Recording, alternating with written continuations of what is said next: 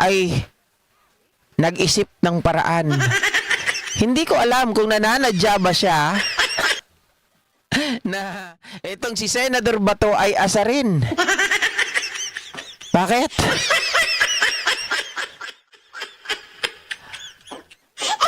Ito po, sabi ni Risa Hontiveros, ipinanunukala ko sa Senate leadership na magkaroon ng Senate Committee of the Whole kung saan buong Senado ang mag-iimbestiga sa war on drugs ng nakaraang administrasyon. Dahil sa pamamagitan niyang Senate Committee on the Whole, umaasa ako na mas panatag at mas maiengganyo rin na sumali at tumistigo ang victim survivors ng war on drugs. Committee of the Whole, yung Senate President po ang magdidinig o mag-chair. Patay si Bato. Naon siya sa madaling salita na bypass. Mababypass siya dito. Siyempre, mga kababayan, ano ba ang maganda? Halimbawa, hindi kayo panatiko, hindi kayo PBBM. Hindi rin kayo DDS. Sabihin natin pink. Ano ang mas matimbang? Yung panukala ni Risa Hontiveros na magkaroon ng Senate Committee of the Whole or Whole, lahat kayo ay magkakasama, mga kababayan, lahat ng mga senador. 24 lang naman yun, kukunti lang sila eh. 'Di ba? Isama nyo, lahat ng utak nyo, pigain nyo na lahat. Pero ang mag-chair dito, yung Senate President. Siyempre, si Chis Escudero. Or, kayo ay papanig kay Bato, siya ang chair, mga kababayan, mga side wings niya. Padilla, side wings niya si Bongo. Ano kaya mangyayari dyan pag yun ang ginawa? Di ba katawa-tawa? Ako, either one, kahit anong gawin nila. Pero syempre, kung gusto nyo may matutunan, papayag na ako na ang mag-chair si Chis Escudero. Pero kung kay Bato, mga kababayan, kung content at content lang din naman, doon ako kay Bato. Dahil sigurado, maraming maiinis, pero content yan. Di ba, Julie Tiangsing? Shoutout sa'yo. Oh. Sabi ni Dan TV Vlog, nako, hindi papayag si Bato. Ay, bahala na sila. Kung mag-away-away sila rito. Pero, kasi mga kababayan, sabi nga po ng mga ibang nag-content, may nakita ako, nanganganib din ang pwesto dito ni Chis kung sakasakali pumayag siya na magkaroon ng Senate investigation na parallel doon sa ginagawa ng Quadcom na si Bato ang mag-chair. Baka isipin na may kinakampihan itong si Chis. Ngayon, magiging... Kasi hindi naman natin nariringgan si Chis kung kanino pumapanig eh. So kung siya mag-chair, Committee of the Whole, lahat pwede magsalita. Yung 24 na senador. 'Di ba? Or 20, syempre 24 yan sila eh. Minus the chair. Yung 23, pwedeng magsalita yan. Mga kababayan, mas mapapakinggan natin ng maayos. Hindi yung gagawin ni Bato eh parang palengke. Sala-salabat magsasalita. Nagsasalita pa yung resource person, minumura na. Sabihin, I will pin you down. Meron akong katibayan na ikaw ay ginagamit, inuutusan ng mataas na tao sa Malacanang para ituro kami nila Senator Bongo at dating Presidente Duterte. Walang mangyayari doon. Ang mangyayari lamang doon, katawa-tawa. 'Di ba?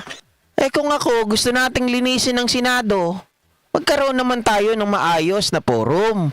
Hindi naman yung maayos na nakanang tinapa, mga kababayan, yung Senado ginawa mong palengke. My God, I Diba? hate trucks. Ay, 23 na lang pala sila. Sorry naman, my bad. 23 na lang sila, wala na pala si Secretary... Pangalan nito? Nakalimutan ko. Anggara. 'Di ba? Anggara. Magtampo si magtampo yung mga Anggara. Ang tiyahin, mga kababayan, ito, ang nanay ni Senador Anggara ay tiyahin po namin. Castillo. O, GP Hindi, totoo naman. Yan sa Baler. Okay? Kaya yung buong Aurora na yan, nung panahon ng tatay niya, meron dyan mga sawmill. Yan ang ano nila dati, negosyo. 'Di ba? Naalala ko pa nga yung tawa ko ng tawa nung panahon na yung tumatakbo yan si Anggara eh. Kinasuhan niya yung isang reporter ata yon. Sinabi ba naman sa kanya na siya daw ay nagde-date ng mga iba-ibang mga babae. Nag-blind item pa, sabi niya, yung laging maganda magsuot ng damit. Yung Magara Manamit, kinasuhan siya ngayon, bayad siya ng milyones. Di ba? Hindi, yung tatay pa. Si Sani Anggara yung ating kalihim ngayon. Pero, namin yan, pinsanin sa nanay. Si Secretary Anggara, kinalimutan ko na pagalitan. Pag dumayo ako doon, nagkita kami, ay, kinalimutan mo ko! Hindi, ang tatay, hindi naman nila kami kilala. Sila tatay ang kilala nila. Kaya lang madalang kasi ako magpunta doon eh. 'Di ba? Sila tatay, patay na rin ang tatay ko eh. Oo. Sabi Charlie Whiskey, tanong natin si Bato kung sino ang source niya. Hindi ko alam, 'di ba? Leslie Hermosa, nakakaloko talaga itong si Bato. Pwede ba 'yon? Siya ang iniimbestigahan tapos siya yung chair ng committee. Joke talaga si Bato. Alam mo, pwede naman 'yon. Talagang kahihiyan na lang talaga ang rito. 'Di ba? Na yan kumbaga, yan sila ang tawag diyan. Bitay na sa kanila yan. Kumbaga, mga kababayan, kahit anong mangyari kasi, wala nang mawawala kay Bato. Sira na siya eh. Lalabas na rin naman siya sa Senado. 'Di ba? Sira na yung pangalan niya, hindi man lang pumapasok sa top 12. Alam nilang out na sila. So gagamitan na nila yung pagkakataon hanggat may oras pa sila diyan para ipagtanggol si Digong, imudin ang puwet ni Digong. 'Di ba? Sirain ang credibility ng mga lumalaban kay Digong, sirain ang credibility ng mga resource person. Ganun lang 'yun. Kasi it also affects yung mga kaalyado nila Digong. Bakit, mga kababayan? Kapag nagtuloy-tuloy ang Quadcom na yan, dahil nga itong si Marcoleta, kamping-kampi kila Digong, baka mapahamak din si Marcoleta. Sino pa baka kampi nila? Baka si Bongo na naiiwan ngayon sa top 12, baka mawala na rin. 'Di ba? Kaya hinahabol nila 'yan. Kakantayan? Si Sir GP, kakantayan ng nagkamali ako. Hindi ako marunong kumanta, guys eh. Pasensya na kayo. Yung asawa ko nga, sinusumpa ako. Yung intro natin, sinasabayan ko yun. Sinusumpa ako. Sabi niya sa akin, alam mo, pag nagsasalita ka, nakakatulog. Kasi nandito lang siya sa likod ko eh. Nandito lang sa likod ko. Ayan. Nagsasalita na. So ngayon, pag kumakanta ko, narinig niya kumakanta ko pag intro, naiinis. Binubulyawan ako. Sabi niya, magsalita ka na lang pag wag ka nang kumanta ha. Kasi nasisira daw yung araw niya. Okay na sa kanya yung boses ko, parang DJ, nakakatulog siya. Kung anong tagal ko dito, tulog yan. Nakakatulog siya, pampahili niya ata yung boses ko. Pero pag kumakanta, para siyang nagigising, nabubwisit. Hindi Charlie Whiskey, hindi ako taga UP. Hindi naman kasi kami malapit nila Secretary Anggara. Ilang beses ko ba sila nakita noon? Nang pumunta ako ng probinsya, na buhay pa ang tatay, 2017. Mga 2007, 2005, tapos 2003 ata, na mga nagkita kami niyan, nila Senador Anggara pa. Yung tatay pero si Secretary Anggara, hindi ko na yan nakita. Nag-aaral yan sa abroad dati. Gloria Duterte.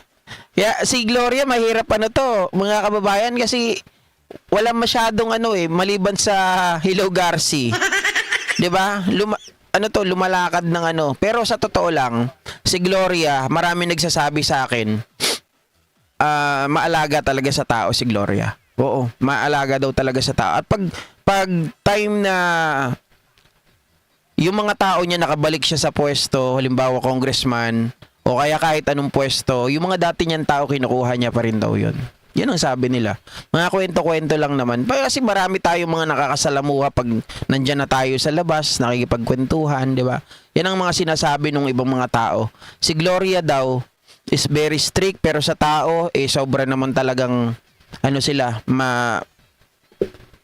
maluwag, tapos yung pera. Di ba? Tapos yung pagkain, lahat-lahat. Ganun daw mag-alaga si Gloria. At hindi raw tatanim ng sama ng loob dun sa mga tao niya. Halimbawa, ako, kung wag na lang ako, baka isipin niyo pa ako May tao siya, halimbawa, tapos pagdating nang wala na siya sa pwesto, yung tao niya ay napunta na sa ibang mga politiko. Pag nakabalik siya, kukunin niya pa rin yun. Yun ang sinasabi nila. City Maha, si Bill, have a good day, Lodge GP. Paki-shoutout na lang. Naku po, I wish wag nang manalo yung 3 bobong senador na yan. Shoutout sa iyo, City Maha Sibil. Shoutout po. Leslie Hermosa, Aurelia Dena, at kay Edgar Badbadon. Good evening, Idol. Ang Senado, 100% po talaga kitang-kita naman po natin. Super true po kayo, Lods. Ang Senado, saksakan ng kabagalan sa lahat ng bagay at winner sa bangayan pagdating sa usaping pangkapayapaan at kaunlaran ng ating mahal na bansang Pilipinas. That's the reality and real talk. Hindi yan fake news, only PBBM only. Diba?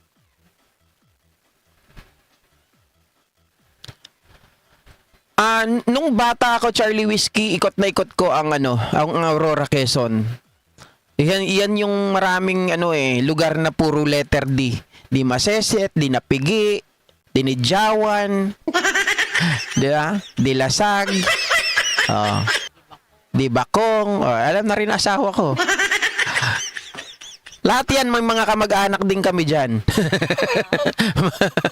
Di ba? Yung sa Baler, 7 years old ako nung tumira ako dyan sa Baler. Okay? So, ayan na mga kababayan ha. Hindi ko alam kung paano, pero sana maunsyame ang plano ni Bato na magkaroon ng parallel hearing ng gaya po sa Quadcom. Okay na ako na si Cheese Escudero ang humawak bilang chair ng gagawin nilang Senate Committee of the Whole. Alright? So thank you so much everyone. Charlie Whiskey, salamat meron tayo di pagkakaintindihan kanina, but then again, of course, yan ay room for improvement para sa akin. I will double check yung sinasabi mo kanina dun sa case na ito. Pero syempre, pinagtataka ko lang ba't hindi binanggit ni, kung tama ka, ba't hindi binanggit ni Kong Luistro at bakit yun ang naging rason niya pa para ma-dismiss yung kaso kung totoo yung sinasabi mo na in nature hindi kailangan ng pangalan ng complainant. Bye guys! Thank you. Yung Isla Palau, hindi ko na matandaan yan. Mahina ako sa geography. Sorry. Inahamin ko naman yun diba? Bye-bye! Huwadcom yung sa kanila. Bye!